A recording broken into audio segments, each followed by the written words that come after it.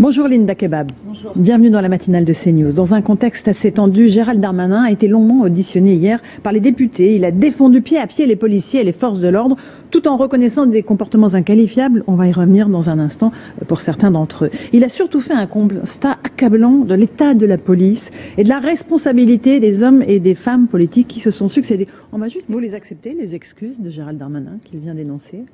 Très honnêtement, et vous savez, mon indépendance politique et celle de mon organisation syndicale, les propos qu'il tient sont exactement ce qu'on attend d'un ministre. On sent à travers son propos, et on l'a entendu tout au long de son allocution hier, qu'il a écouté quasi l'ensemble de nos revendications sur le fonctionnement structurel de notre police. Et de ce point de vue-là, on peut difficilement le critiquer, oui. Alors, il est revenu sur le manque de formation, et c'est capital.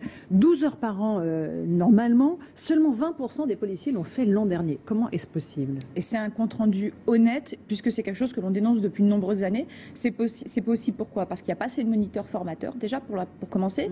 Et puis, la charge de travail qui pèse sur les épaules des policiers leur permet très difficilement de se détacher le temps d'effectuer leur formation. C'est des temps de stage, donc ils sont en service, mais malheureusement pas sur la voie publique ou en exercice. Et résultat, ce sont des années qui s'écoulent pendant lesquelles les policiers ne se forment plus. Et il y a aussi eu la réduction de temps de formation des jeunes policiers. C'est passé de 12 mois à 8 mois. Là, c'était au mois de juin. Donc c'est le gouvernement, encore une fois, sous la responsabilité d'Emmanuel Macron. Il faut allonger, repasser à 12 mois de formation complète pour les jeunes policiers. En fait, la formation a été remodelée. C'est-à-dire que le stage pratique qui s'effectue sur la voie publique était autrefois placé au milieu de cette formation et donc du coup profiter d'un débrief au retour de ce stage. Ce qui n'est plus le cas puisque le stage a été mis en fin de cycle. Résultat, les fonctionnaires en réalité, les élèves qui sortent en école à ce moment-là et qui devraient être en stage sont en réalité plongés dans le bain, mis la tête dans le guidon et il n'y a aucun débrief ni retour de leur expérience. Manque d'encadrement. Il faut recréer un corps intermédiaire. Il n'y a pas assez de chefs sur le terrain, dit-il. Pourtant, il me semble que Place de la République, c'est un commissaire qui a fait un croche-pied à un migrant et que dans les 4 policiers mis en cause dans l'affaire Zecler, il n'y en avait un qui avait 43 ans. Est-ce que ça manque de chefs sur le terrain? Et ça manque surtout de formation en management, en fait. Vous savez, le ministère de l'Intérieur a parlé il y a quelque temps du management bienveillant. C'est un beau livre que le ministère présente, mais qui est totalement utopique, qui n'est pas du tout praticable. Preuve en est, en fait, notre omniprésence syndicale est seulement du fait que le management est hyper défaillant et structurellement défaillant dans la police.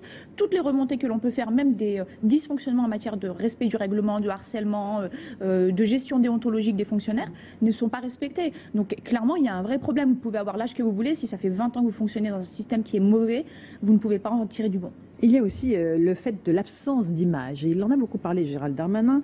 Il a dit qu'il y aurait une généralisation des caméras piétons d'ici le mois de juillet. Je ne sais pas si c'est réaliste, si on va pouvoir équiper tous les policiers d'une caméra piéton et surtout d'ordinateurs capables de s'allumer en moins de 30 minutes, parce que c'est la réalité dans les commissariats, pour télécharger toutes ces images. Vous êtes favorable au port de la caméra piéton pour tous les policiers? On y est extrêmement automatiquement allumé. On y est extrêmement favorable, puisque alors automatiquement allumé, pas 8 heures, parce qu'il y a quand même des parties, vous savez, comme toute personne, comme tout employé, les policiers ont aussi des moments d'intimité et des choses très privées qu'ils n'ont pas forcément envie de dévoiler à leur employeur. Ceci dit, nous sommes favorables et nous avons demandé à ce que le port de la caméra piéton soit généralisé. Et d'ailleurs, il y a beaucoup de policiers aujourd'hui qui le portent. Sachez que ces policiers qui portent des caméras, notamment d'une grande marque, le font sur leurs données personnelles. Donc c'est dire finalement s'il y a un engouement. Et on constate d'ailleurs sur les contrôles, et notamment les contrôles d'identité, que quand il y a des comportements outrageants et très violents contre les policiers, dès que le policier annonce qu'il allume la caméra, bizarrement, le justiciable se calme. Donc favorable évidemment à cette généralisation des images.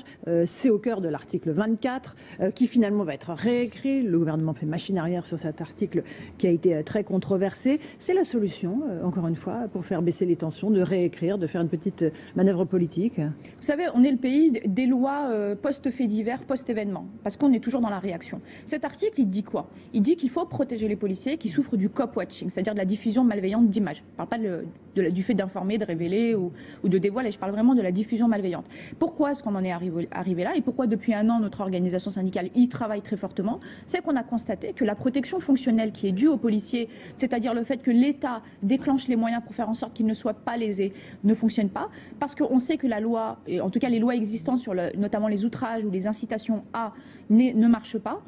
Et donc, du coup, on a estimé qu'il fallait absolument une loi qui nous permette juste, pas forcément de judiciariser les faits, mais juste de pouvoir saisir les plateformes pour faire supprimer des diffusions malveillantes qui, aujourd'hui, souffrent d'un flou juridique et qui fait que, même si Pharos intervient, les réseaux sociaux nous disent on ne supprime pas la capture du policier parce que ça n'enfreint aucune loi en France. D'accord, mais l'interdiction, ce n'est pas de filmer. L'interdiction, c'était de diffuser avec un but malveillant. Encore une fois, est-ce que ça a été très clair ou pas du côté des policiers et notamment de votre côté? Ah mais ça a été très clair. De toute manière, on est une démocratie, Madame Ferrari. On ne peut pas interdire le fait de filmer. Il y a un devoir de contrôle de l'activité policière puisque nous avons le monopole de l'usage de la force. Et d'ailleurs, ce qui est malheureux, c'est que cet article aujourd'hui, il est réécrit parce qu'il souffre d'une interprétation, d'une incompréhension ou parfois aussi d'une volonté manifeste de ne pas comprendre, avec certains journalistes, pas tous, qui en ont fait une interprétation très personnelle et qui ont fait croire à beaucoup dans l'opinion de vos propos publique, de cet article en l'occurrence, qui noir sur blanc parle uniquement de la diffusion dans l'intention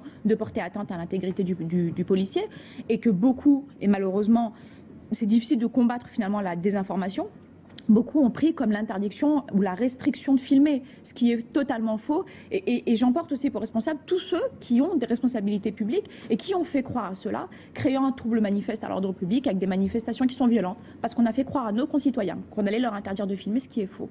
Et le résultat, c'est samedi, des manifestations avec 98 forces de l'ordre blessées, certains manifestants aussi. Comment éviter cette escalade de la violence d'un côté et de l'autre? Je pense que notre société française, en tout cas, souffre d'un manque et d'un cruel de nuances. Tout est radicalisé, les camps s'affrontent et on se retrouve avec des policiers dont la mission, et d'ailleurs ils l'ont excellemment bien fait samedi, la mission c'est de permettre aux gens de crier leur haine vis-à-vis des forces de l'ordre, et étonnamment ils l'ont fait en toute sécurité samedi. Il faut saluer le travail des CRS, des gendarmes mobiles et des compagnies d'intervention. Notamment avec des suicidez-vous qui sont absolument intolérables. Qui sont intolérables, et puis des personnes, comme je vous disais, qui sont des leaders d'opinion, qui ont une responsabilité politique, qui ont pu manifester, déformer la loi et le faire en toute liberté samedi. Pourquoi? Parce que les policiers étaient là et qu'ils les ont protégés justement, notamment des Black Blocs, qui étaient aussi venus en découdre avec certains manifestants, qu'ils estiment pas assez radicaux à leur goût, et pourtant ils n'ont pas pu les atteindre, ces manifestants. Pourquoi? Parce que les forces de l'ordre étaient là, c'était ce rempart. Vous avez parlé des Black Blocs. Vous avez dénoncé le fait qu'ils soient clairement identifiés, qu'ils arrivent dans les cortèges, qu'ils décèlent des pavés et qui, évidemment, les jettent sur les policiers. Ça veut dire, encore une fois, que vos collègues ne font pas leur travail, qu'on les empêche de faire leur travail, qu'il y a un laxisme vis-à-vis des Black Blocs? Il y a une vraie sidération sur le sujet des Black Blocs en France. On craint finalement de pouvoir, peut-être la peur de ne pas pouvoir tout maîtriser. Il faut pouvoir utiliser le code de procédure pénale qui permet d'effectuer des contrôles d'identité en amont sur des personnes dont on peut penser, et c'est le code de procédure pénale qui le dit, dont on peut penser qu'elles vont commettre des délits avec des éléments constitutifs très clairs et que l'on connaît très bien. Et ça, on le fait pas? Et ça, on ne le fait pas. Or, souvent, ils n'ont pas de pièce d'identité et l'absence de pièce d'identité pourrait amener à une vérification d'identité au poste pendant 4 heures et on ne le met pas en œuvre. Et puis, il y a des témoignages. Moi, je vous fais juste remonter ce qu'on a sur le terrain, des policiers qui nous disent, écoute, ils mettaient leur capuche, ils décelaient les pavés et nous, pendant ce temps-là, on y assistait et on n'avait pas d'ordre de charge. Jusqu'à ce que finalement, la situation soit complètement tendue, catastrophique et des policiers blessés et des vitrines cassées et des commerçants lésés et une situation sociétale qui est complètement catastrophique pour que la charge soit donnée à une heure très tardive, à une heure où les policiers sont au bout. Et d'ailleurs, vous avez parlé notamment de ces journalistes qui ont pu prendre des coups de matraque, et j'en suis désolée. Pour moi, c'est un échec dès qu'il y a des blessés de part et d'autre. De l'AFP, absolument. Quand il y a des blessés de part et d'autre, c'est un échec. Et sur ces questions de maintien de l'ordre, et évidemment qu'il faut continuer à l'améliorer, le nouveau schéma du maintien de l'ordre, malheureusement, et malgré nos demandes, nous n'avons pas pu y participer. Et pourtant, notre organisation syndicale, qui est extrêmement bien connaisseuse du maintien de l'ordre, avait des propositions à faire qui malheureusement n'ont pas été prises. Je pense qu'il faut continuer encore à améliorer, parce que l'expression de la démocratie sociale en France est quelque chose de très important. Manifester est quelque chose d'important et il faut faire en sorte que nous puissions préserver ce droit-là. Pourquoi est-ce que ces ordres sont donnés trop tardivement? Est-ce qu'encore une fois, il y a une volonté de la part de la hiérarchie et au-dessus du pouvoir politique de laisser ces exactions se commettre? C'est la petite musique que l'on entend, c'est une des questions qui a été posée d'ailleurs à Gérald Darmanin hier. J'ai pas vocation à émettre des accusations ou condamner toujours quand il n'y a pas d'enquête ou de preuve. C'est le fond même de mon métier. Néanmoins, ça interroge et ça interroge nos concitoyens et c'est tout à fait normal. Et il faut être en mesure de leur répondre et d'avoir de l'honnêteté, de la transparence sur le sujet, parce que oui, sur le terrain, c'est ce qu'on constate, c'est qu'on est débordé par quelques centaines de personnes. Et puis, il faut aussi interroger le rôle de la justice. Alors, je ne jette pas l'opprobre sur l'ensemble des magistrats, mais quand vous interpellez 40, 50 Black Blocs toutes les semaines dans un mouvement qui dure par exemple 1 an, 2 ans, et que toutes les semaines ils sont tout autant, c'est que peut-être ils sont relâchés. Et il y a peut-être un manque de réponse pénale aussi très fort sur ce sujet. Et il faut aussi pouvoir rendre compte aux concitoyens sur ça. Mais il y a une impuissance de l'État. Et ça, les citoyens, pour le coup, ne le supportent plus. Ne supportent plus de voir chaque manifestation est gangrénée par les Black Blocs. Et quelle est la solution? Alors, il faut donner les ordres plus tôt? Il faut que la justice soit plus répressive, c'est ça? Il faut que les policiers n'aient pas peur d'agir? Il faut une plus grande coordination de l'ensemble de la chaîne de sécurité-justice. C'est-à-dire, les collègues de renseignement font très bien leur travail. Ils ont identifié, ils savent par où ils arrivent. Il faut pouvoir exercer plus qu'un filtrage, mais des contrôles d'identité sur ces personnes et interpeller sans ménagement, sans craindre, et c'est important, et c'est peut-être aussi un des freins. La partie de l'opinion publique qui, sur les réseaux sociaux, crierait aux mesures liberticides si jamais des Black Blocs venaient à être interpellés avant la manifestation, parce que c'est des choses auxquelles on a assisté. Des personnes interpellées parce qu'on sait pertinemment qu'elles vont commettre une infraction, en l'occurrence, pas interpellées dans le cadre d'un flagrant délit, mais amenées au poste pour une vérification d'identité parce que ces personnes ne peuvent pas justifier de leur identité. Et on a eu à ce moment-là des cris d'offrets sur les réseaux sociaux qui ont aussi sidéré le ministère de l'Intérieur. Donc, vérification d'identité en amont, amener au poste le temps de la manifestation en plus pour pouvoir vérifier ces identités, interpeller sans judiciariser le maintien de l'ordre parce que les CRS ont besoin de travailler collectif et qu'il ne faut pas faire l'erreur qu'on a fait pendant les Gilets jaunes, à savoir mettre des bacs et des braves pour aller interpeller au cas par cas, au risque de mettre en péril le maintien de l'ordre. Donc il faut vraiment interpeller par grappe et surtout scinder, comme peuvent le faire certains de nos collègues européens, scinder le groupe des Black Blocs avec le reste des manifestants, en s'assurant aussi, et c'est important, la complicité des manifestants qui ne doivent pas rester au milieu des casseurs, parce que ça aussi c'est un problème. Et ensuite, la justice qui doit être ferme et aujourd'hui qui ne l'est pas, puisque très très peu de Black Blocs vont en prison après avoir commis des méfaits. Gérald Darmanin a estimé qu'il n'y avait pas de divorce entre la police et la population. Mais la réalité, c'est qu'il y a une flambée des cas d'outrage, de rébellion, de violence contre les forces de l'ordre, plus 60% en 20 ans.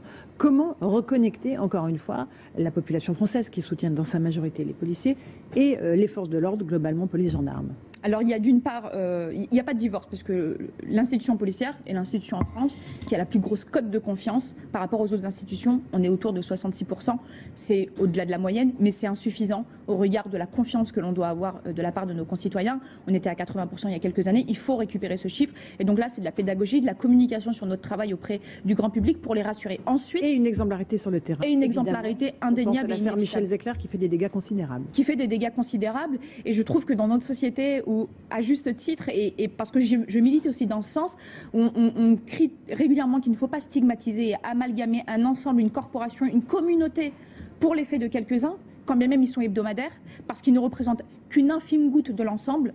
Eh bien, je trouve que la police, malheureusement, ne souffre pas de cette idée progressiste et que chaque fait de policier va jeter l'opprobre sur l'ensemble de la communauté policière. Il faut de l'exemplarité, il faut des sanctions fermes, puisque nous avons le monopole de l'usage de la force. Il faut condamner les violences illégitimes et les comportements racistes, inévitablement. Mais une chose est importante, c'est que les policiers ne sont pas des sous-citoyens et qu'on doit pouvoir bénéficier de cette même justice que l'ensemble de nos concitoyens, ce qui n'est malheureusement pas toujours le cas. C'est une critique en creux du fait que 2 de vos collègues sont en détention provisoire aujourd'hui dans l'affaire Michel Zecler? Oui, parce que ça interroge. Nous, on connaît très très bien le fonctionnement de la justice. On sait que la détention provisoire, c'est une mesure exceptionnelle qui est notamment mise en œuvre quand il y a un trouble manifeste qui peut être du fait des mises en cause. Or, là, quel trouble il peut y avoir? On n'est pas sur de la criminalité organisée. On a vu le résultat lors des manifestations de samedi et ces flambées de violence. Peut-être essayer encore une fois aux images du tabassage de Michel Zecler. Et c'est probablement ça qui a poussé à la détention provisoire, c'est-à-dire la crainte, la réception dans l'opinion publique.